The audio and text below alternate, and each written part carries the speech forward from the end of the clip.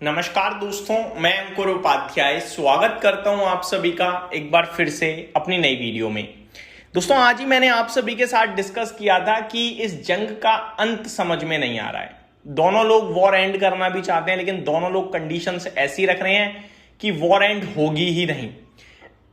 President Trump अपने cease fire के time को एक्सटेंड कर रहे हैं, लेकिन ग्राउंड लेवल पे मिसाइल्स अभी भी दागी जा रही हैं।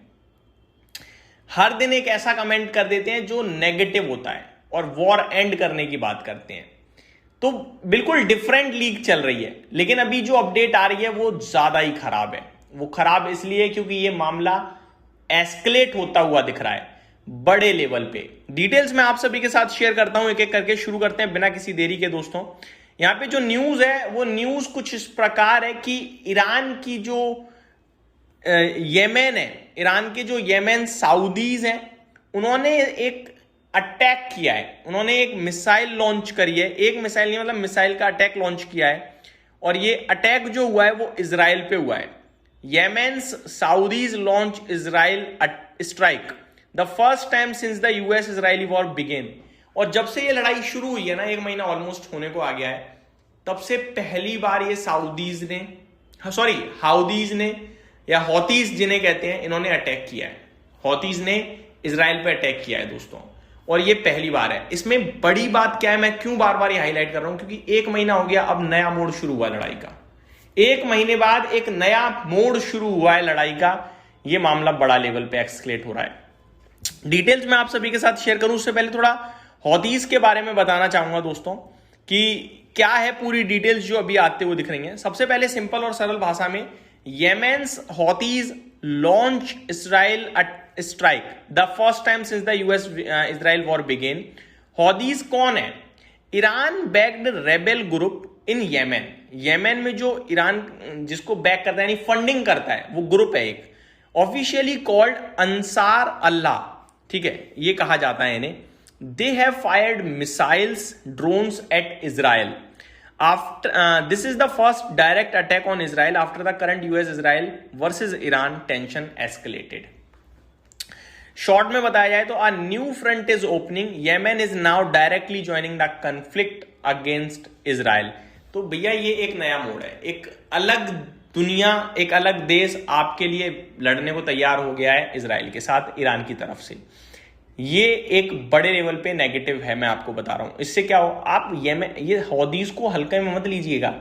इन्होंने पहले भी रेड सी में शिप्स को अटैक करके कच्चे तेल के प्राइस ऊपर खींच दिए थे। अब तो पूरा कच्चे तेल का मैटर ही है, तो ये कच्चे तेल के प्राइस और तेजी से ऊपर खींच सकते हैं, जिससे परेशानी और बढ़ेगी।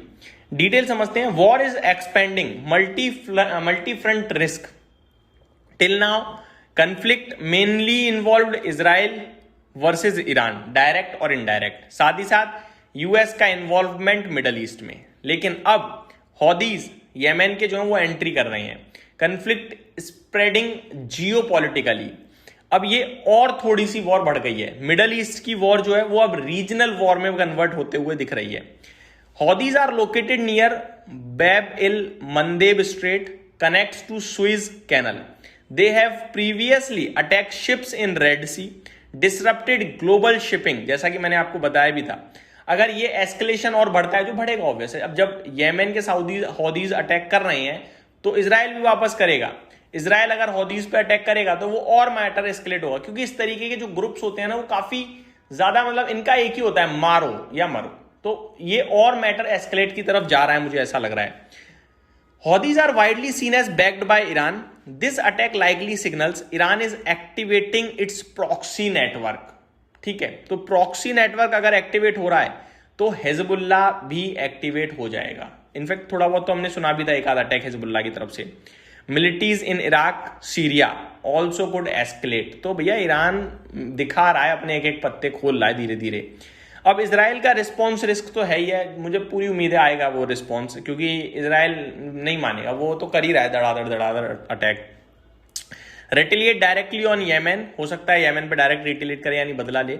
Increases air strike across region that could pull more countries into conflict, increases US military involvement, कच्चे तेल के प्राइस ऊपर जा सकते हैं। एचपीसीएल, बीपीसीएल, आईओसी इसके ऊपर नेगेटिव इंपैक्ट या मिक्स्ड इंपैक्ट आ सकता है। ओएनजीसी के लिए पॉजिटिव न्यूज है, ओआईएल के लिए पॉजिटिव न्यूज हो जाएगी। शिपिंग लॉजिस्टिक के लिए दिक्कत और बढ़ जाएंगी। रेड सी डिसरप्शन भी हो सकता है भैया, स्ट्रेट ऑफ हॉर्मुज गया, रेड सी भी आ सकती है। अब ये हायर फ्रेट रेट्स, और ज्यादा महंगा हो जाएगा इधर से उधर करना। Positive for shipping companies like SCI, GE shipping, ये ज्यादा पैसा लेंगी पर रिस्क भी इनकी ज्यादा होगी। अब शॉर्ट टर्म नेगेटिव हो सकता है, अनसर्टेनिटी आ सकती है स्टॉक मार्केट के लिए। लेकिन गोल्ड और सिल्वर वैसे इनके लिए पॉजिटिव होता है, लेकिन इस समय इनके लिए भी मुझे तो लग रहा है नेगेटिव भी होगा, क्योंकि डॉलर की कीमत और बढ़ सकती है। रुपया और तेजी से गिर सकता है, जो बहुत तेजी से ऑलरेडी गिर रहा है। तो चीजें बहुत नेगेटिव हो गई हैं दोस्तों। मेरे हिसाब से तो सावधानी बरतना ज्यादा इंपॉर्टेंट हो गया इस समय। यही समाप्त करता हूं इस वीडियो को। Thank you so much for watching this video. Have a great day guys.